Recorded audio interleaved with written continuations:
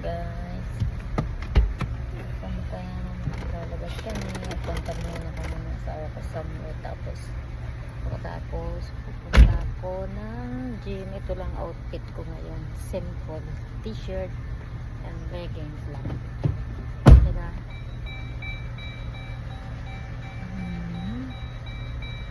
Pupunta tayo sa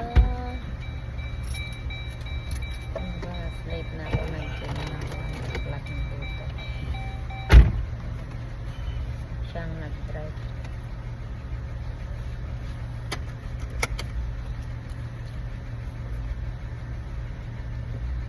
Siyang nag-drive.